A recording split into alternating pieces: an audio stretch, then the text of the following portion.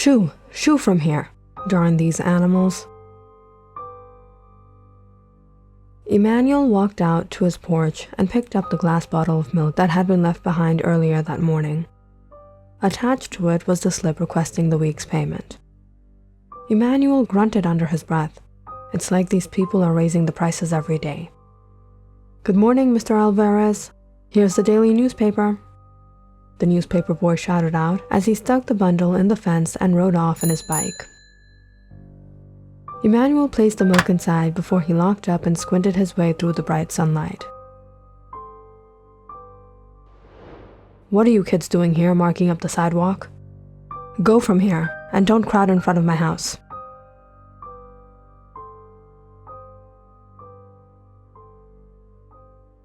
Emmanuel hated these sunny days. He would rather be at home, but he needed to get to work. He owned a small grocery store in town. His life had now become limited to running the store on his own and returning back home at night. He neither went anywhere else or spoke to many other people. But there was a time when Emmanuel had a lovely family, a lovely caring wife. But everything changed when Gabriella fell ill. He used to be a religious man, but after seeing his wife suffer for a whole year before she passed away in that state, he became hopeless of the love of the Lord. Emmanuel, how's the morning going? Emmanuel was in no mood to converse with anyone. He sighed as he peered at his neighbor smiling at him. Just the usual, Rodrigo. Why don't you come in for some coffee? Elvira just now prepared some sweet churros. Join us. What's that smell? You like it? I made tarta de manzana, buñuelos, polvorones, and your favorite churros. But don't you think you forgot something? Really? What? You missed a spot. Enjoy yourselves, Rodrigo. I have to get to work. All right, Emmanuel, take care. When you have some free time, you should come over. The people around here were very kind and polite. Back in the days, Emmanuel and his wife used to go to the Sunday preachings with them, invite many friends and family over. They hosted parties and get-togethers, but things just weren't the same anymore. The days at the store went by slow, and business wasn't too great either, but Emmanuel didn't require much. With whatever he made, he managed to go by. Here you go, Mr. Alvarez. I don't have any change. Neither do I, Mr. Alvarez. Then leave it and go. Why do you come to buy things like this? I'm sorry, Mr. Alvarez. I'll get some change outside. What happened? He was so rude to you. Why didn't you say anything? No, it's all right. That's Mr. Alvarez. I feel bad for the man. He used to be one of the nicest guys around here, but after his wife passed away, Mr. Alvarez hasn't been able to recover from the loss, even after so many years. What are you doing, Gabriella? I'm watering the roses. Okay, let me help you. Emmanuel, stop it. This isn't funny. Really? It's not funny? Everyone is laughing. Everyone? All right then. You kids want to see something that's even funnier?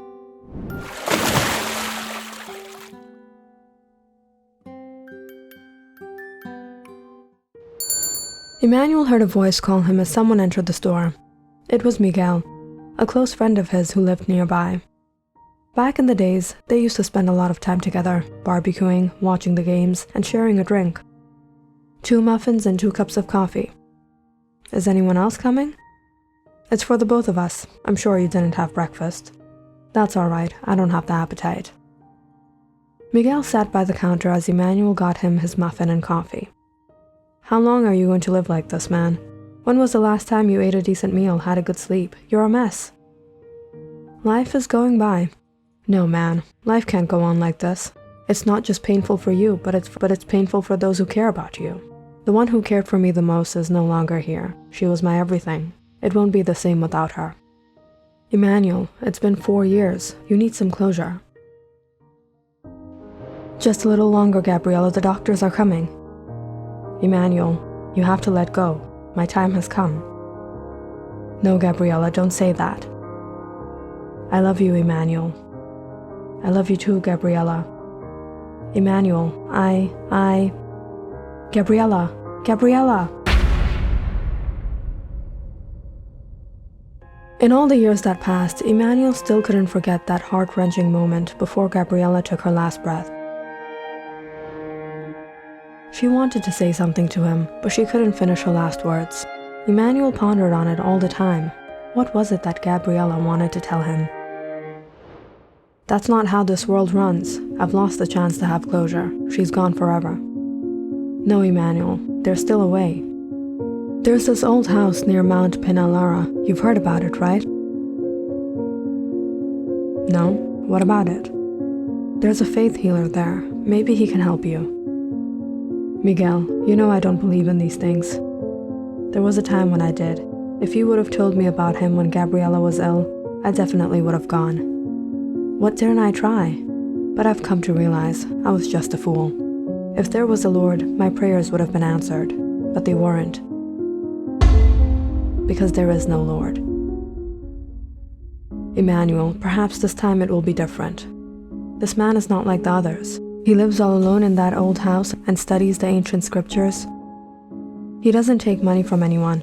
If they go to him, he asks them a few questions. He doesn't help everyone, but if he thinks the person is right, he agrees to assist them. He can heal people, Emmanuel, and perhaps he can work as a medium for you. This is nothing but bogus. He'll not be able to do anything for me. Look, if you don't believe me, hear this. Some days back, I met Mr. Sanchez. He used to work at the post office with me. A few months ago, his daughter fell ill. He was running from hospital to hospital, but all the doctors said the illness was fatal. After struggling for a long time, he and his wife decided to bring the child back home. They wanted her departure to be peaceful. They were on the verge of hopelessness when they got news of this man and took their daughter to him, and he healed her. It's almost like he brought her back to life. Nonsense. These are nothing but stories. Okay, don't believe in it, but if not for anything, go for me. On Miguel's insistence, Emmanuel reluctantly agreed to visit the faith healer. His name was Esteban. That evening, after Emmanuel closed the store, Miguel arrived with his car. They drove out towards Peñalara, where some locals guided them to the old house in the forest. Emmanuel was intrigued when a man in strange clothing, or rather pieces of fabric sewn together, opened the door. His long beard crossed his chest, and his hair came down to his shoulders. He stood there staring at them intently without saying a word. Mr. Esteban, my friend and I have come here. Before Miguel could say anything more, Esteban interrupted him. I know why you're here. In fact, I was waiting for you. Emmanuel was surprised. You know why I'm here? For what? Yes, I do. But I cannot help you. She will not speak to me, nor will she communicate with you, because you didn't do something you were supposed to do. What do you mean? If you want to speak to her, you must first go to the bank of the Eresma River, right before dawn on Sunday. Follow the swans. You will find all the answers to your questions there. Could you give us some more specific? Without another word, Esteban closed the door. Miguel was shocked and confused, but Emmanuel wasn't impressed or fooled by this man's so-called psychic abilities. He knew exactly what happened. What did you say? He doesn't take money? Other healers take money and become rich, and he lives here like a beggar? Call him whatever you want. You can't deny there's something about him. How did he know? Oh, please, Miguel. You told him everything about me, didn't you? I swear, Emmanuel, I didn't. This is the first time I came here. I heard about him from Mr. Sanchez.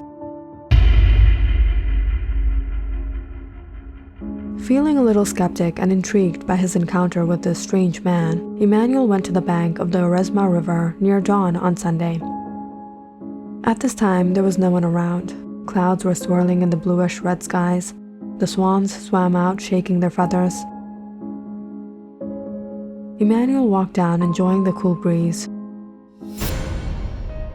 when he suddenly stood still, seeing the swans swim amidst white lilies that were growing by the bank.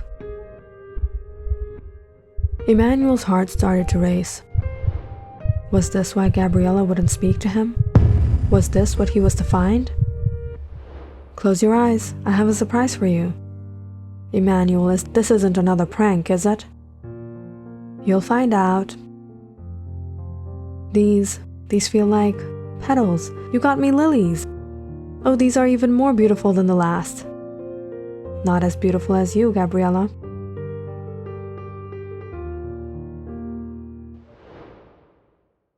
Emmanuel took out his pocket knife and cut the lilies.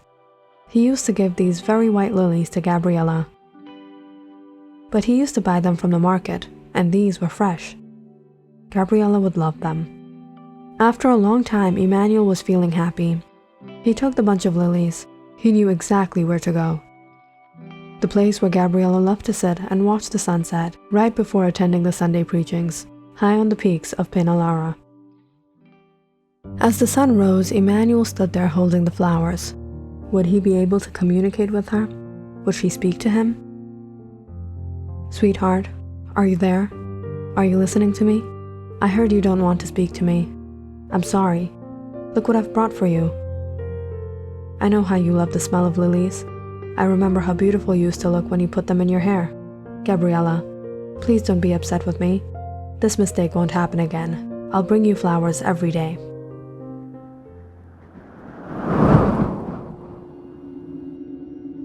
Emmanuel suddenly felt a cool breeze. He got a strange feeling as he felt a presence. Was it Gabriella? He couldn't see anything, but there was something in the winds that spoke to him through their chiming tunes. Feeling the first warm rays of the sun, Emmanuel felt like his grief had lessened. He was filled with a sudden sense of regret for having doubted Esteban.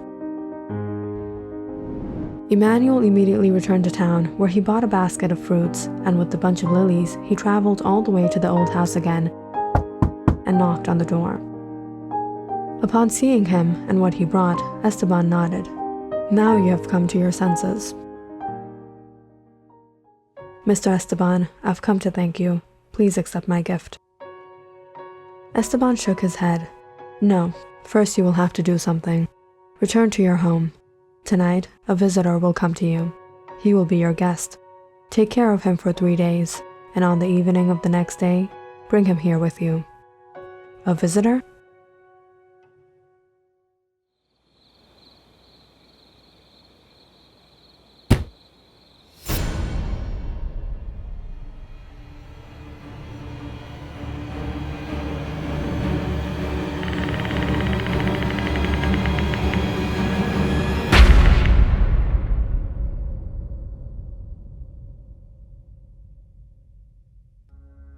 Click on the subscribe button and check out more awesome videos on our channel. And don't forget to press the bell icon because you know it's interesting.